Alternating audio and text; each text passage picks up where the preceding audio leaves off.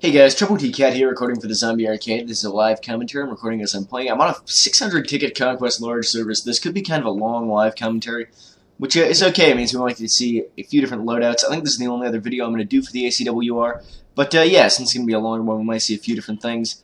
I was thinking about this. I think I'm going to rock out first up here the ACOG foregrip, and I'm not actually going to use the heavy barrel. I'm going to go ahead and shove a flash suppressor on here.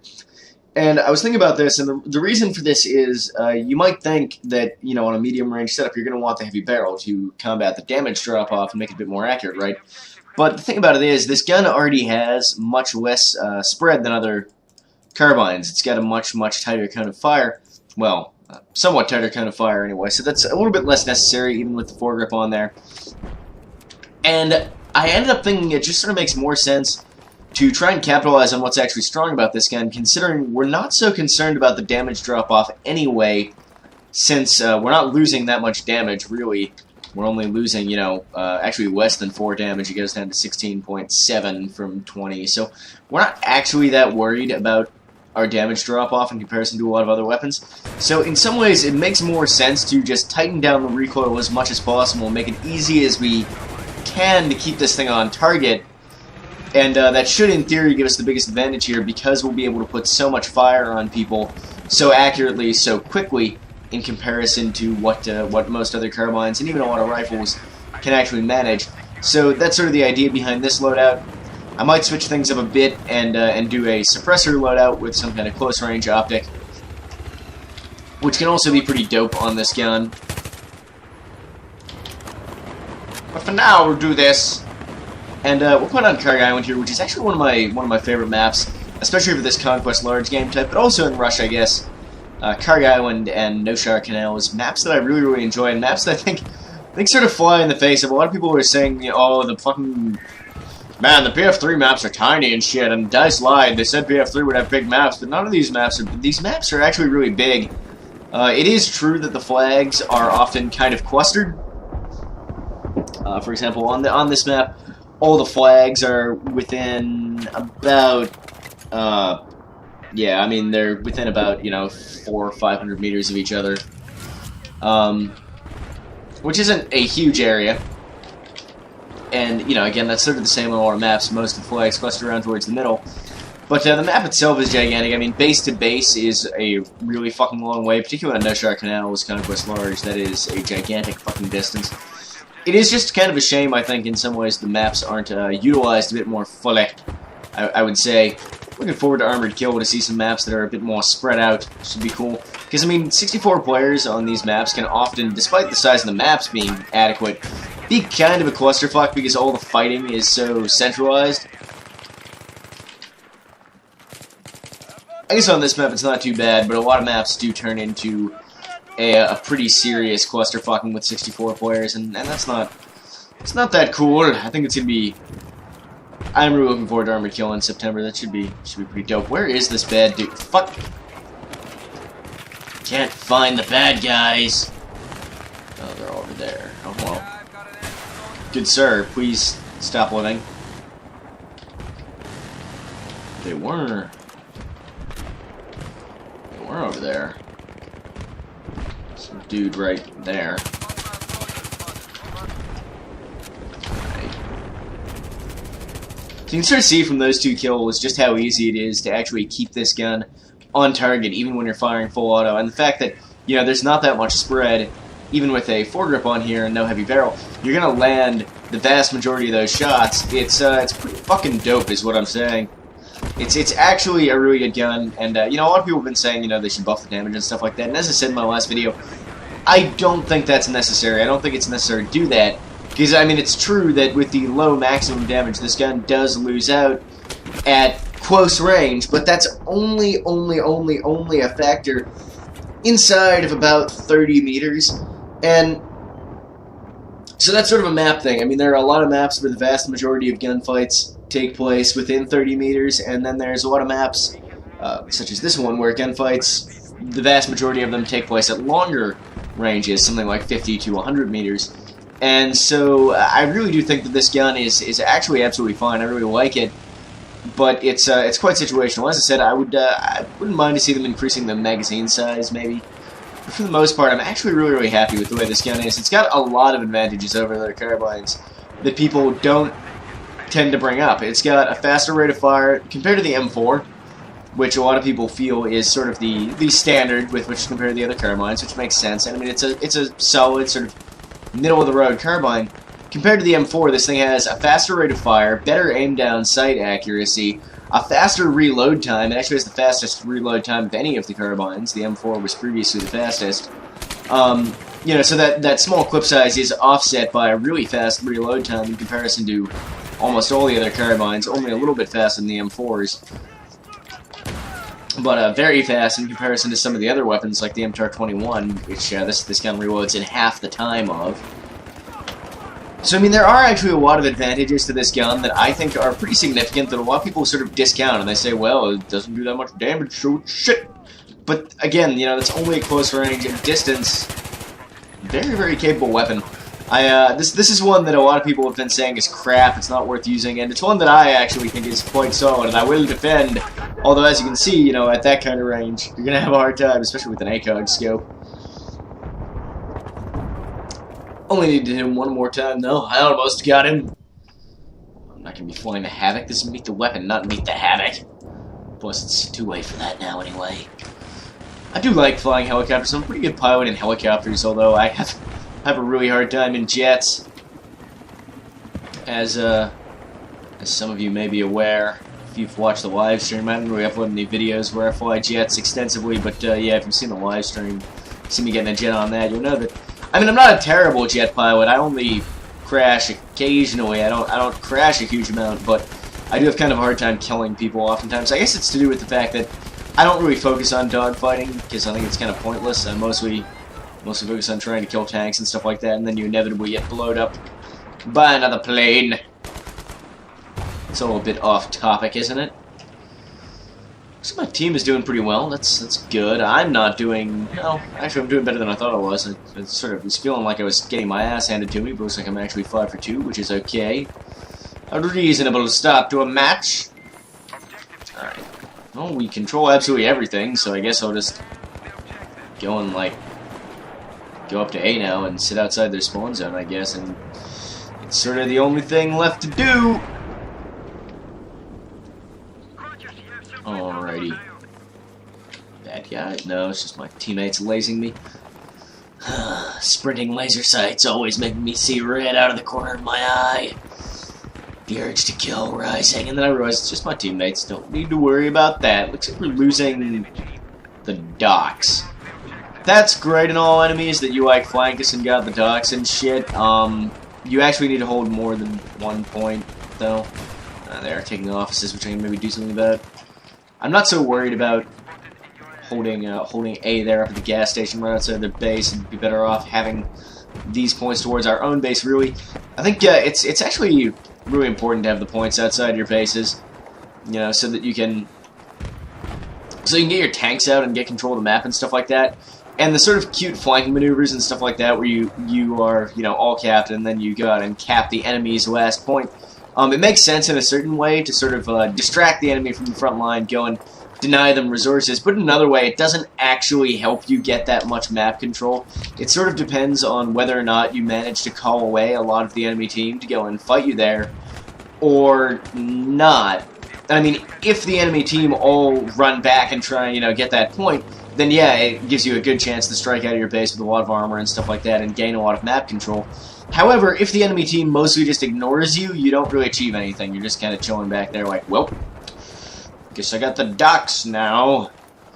That said, I mean, if they ignore you, you sometimes have a chance to drive up or, like, run up behind them and attack them from behind. So, I don't know. I guess what I'm trying to say is I have really mixed feelings about the whole, you know, capping the enemy's first point as a general strategy in Conquest. I don't know, I'm undecided as to whether or not it's a good idea. I tend to think, generally, if you can do it, it's better to do a straight push out of your base in heavy force and, you know, take shit that way. Because that way you are actually, you know, getting map control. And that's going to be a lot better. But I suppose if you can't do that because your team are Chuckle Fox or because the enemy has a lot of tanks out there, you know, you might prefer to have a point than no points, so you might as well go for the back door. And I mean, there's absolutely nothing wrong with going for the back door, guys. I can totally understand that. You know, it's not my favorite, but I can dig it. Hello there, Mr. Sniper.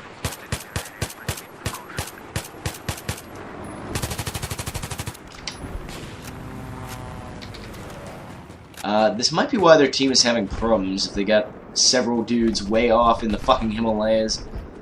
I kind of like this because the trees almost immediately become 2D as you head up this way. This map it has a ridiculous playable area up into these mountains and stuff where there's not really much.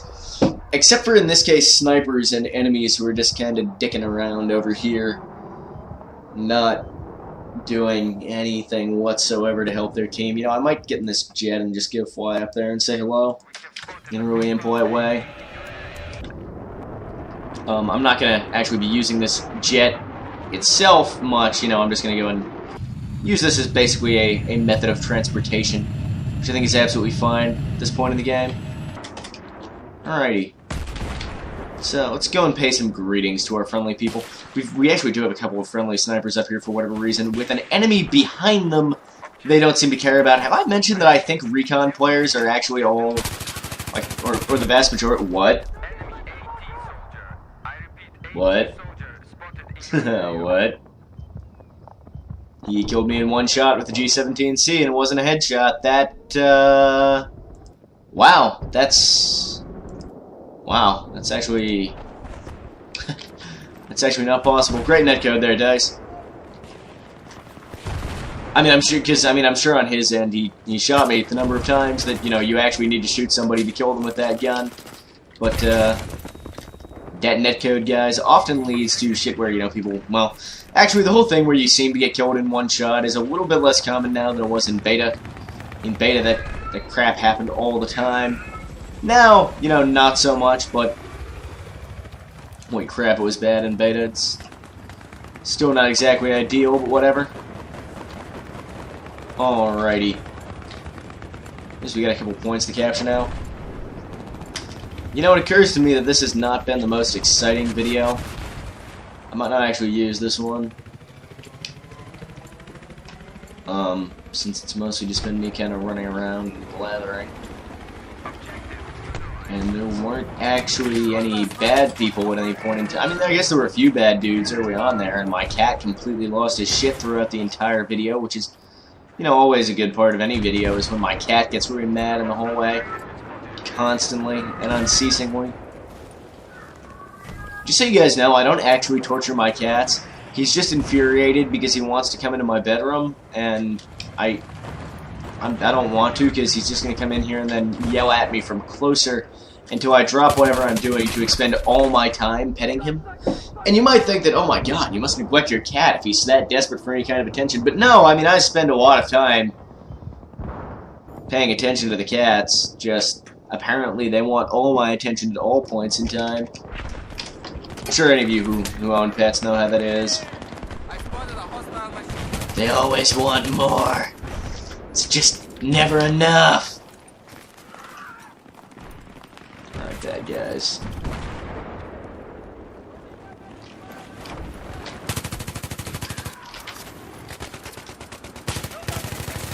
Stop living, enemies! Thank you. Always good when your enemies cease to live. I like that. It's pretty much the best point in any game, I'd say, is at the point at which your enemies are now dead. So it's a good feeling, you know. It's just pretty dope. Oh shit, this bad dude! Couldn't see him because of all the fucking unnecessary blue squares I didn't need to see way off in the distance of somebody's AT mines or something.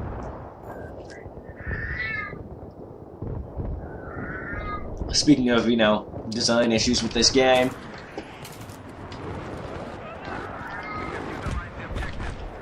All this visual clutter, man. Stop living. Or not. Yeah, that's cool. Oh, shit! God, Bodar. Actually, funnily enough, I actually play significantly better, I think, when I'm playing up at a higher resolution. I record down at 1280 by 720 because the video comes out a bit better. And it's a little bit easier on my frame rate when I'm recording. I mean, I actually don't notice any frame rate drop whatsoever when I'm recording at this resolution. It's pretty fucking smooth. But, if you play at 1920 by 1080, which is my normal resolution when I'm not recording, the visual clutter and stuff is nowhere near as obtrusive. It takes up a lot less of the screen, because none of that stuff actually scales. You know, the minimap and the ammo display, that's a lot smaller, and it's the same with all these, like, HUD elements. That stuff doesn't actually scale, so it just appears a lot smaller at higher resolutions, which is kind of funny, you know. I mean, it's not really good design. You'd want it to scale normally with resolution so that it takes up the amount of space on the screen that you, as a game designer, want it to take up, because, I mean, it does mean that when you're playing at really high resolutions, for example, the minimap and stuff becomes so tiny as to become just, I don't even know what that is, you know, if you're playing it. Because a lot of people on PC play at resolutions way up above 1920 by 1080, and that sort of, even at that res stuff is pretty small. It's about, you know, what I guess you'd want it to be. Maybe even a little bit on the small side then. And the fact that it gets even smaller at higher resolutions that a lot of people on PC do play games at, I don't even know. They completely lost command, I guess. Fucking snipers, man. Holy crap, he's terrible at aiming. Not this guy. Guy over there who's shooting at me. Absolutely awful at aiming. I should not have survived. And then shot by a different sniper who I believe was behind me. Yep. Sniper Field 3. Snipe Island. The sniping map. Out of curiosity, how many kills is that guy who just killed? He has 8 kills. Good. He's actually doing pretty well for himself as far as snipers go. It's not too unreasonable. I'm going to go and completely fucking murder this gentleman. He will not survive, even remotely. I will teach him lessons about recon. If I can find a way up there. I think I have to go over this way. Guy up there. Whatever. I'm gonna ruin this fucking guy. Oh, these fucking guys, man, and their recon, they need to teach them lessons. Oh shit, we got a friendly recon player going up behind the enemy recon players. The recon has begun! Engineer, what are you doing up here? You should actually be doing things, Centipede. You're not a recon player. Alrighty. Teammates way off in the fucking Himalayas where they won't hit anything ever. Some guy shooting at me from over there. Just going to ignore that. Go up and see if there's any more scope went up in these. Oh well. He should have been suppressed. The plan there was to get him nice and suppressed so he wouldn't actually be able to hit me. But oh, shot by I think a different guy. Also way off up in the fucking Himalayas. I mean, look at these people. What are they doing up there? We're actually in the process of losing all the points, and my teammates, much like the enemies, are like, shit, I guess we better go up into the fucking hills and just, like, hoop all the derps and then get, like, 1 kill, but it'll have a fat marksman bonus. Yo! I think that's the reasoning behind it. I don't fucking know yet. I don't know. I'm not really too clear on this point. All I know for certain is that this is my helicopter now. Nope, gonna get killed by an Abrams. Oh well, I'm sure one of my teammates will claim the helicopter. Good, teammates, good. That's not how you fly the little bird. You need to... You know what, whatever, you do whatever you want, you crazy teammates. You can... That guy took off without a gunner. You can tell by the fact that I could still spawn in it as he was lifting off. That's pretty cool. Always important when you're in an attack helicopter to leave without any kind of gunner whatsoever. So that you are operating at you know, about half effectiveness. In fact, usually the gunner, if the pilot is good and understands, the gunner usually gets the vast majority of the kills. But, you know, it's important. You wouldn't want to get too many kills with your attack helicopter. You wouldn't want to be too effective. And enemies. I guess this ended up as an okay game. Might, yeah, I think I'll go ahead and use this. I think it's gonna be alright. I think it's gonna be okay, guys. Although I didn't actually get around to showing a second loadout for this gun. I might do a third even video for the ACWR here, where I use a suppressor loadout, because this is one of the few sort of, as I mentioned in the AUG video, after the suppressor nerf, I don't really like the suppressor on that many weapons anymore. You know, it used to be the sort of god attachment, and now it's not terrible now, but it does have to be a situation where, you know, you are going to benefit from that little bit of extra stealth, or you don't really want it. I mean, there are a few other situations where it improves the weapon handling, but for the most part, you know, you actually use it for a stealth bonus now, as opposed to because it gives me a massive fucking accuracy bonus and recoil reduction.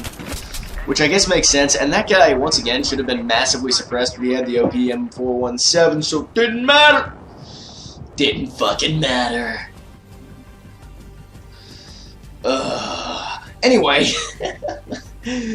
I hope this was an okay video, guys. I'm kind of tired.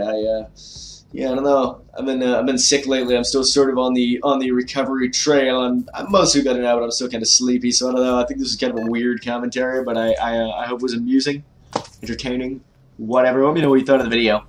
And until next time, Troubletcat out.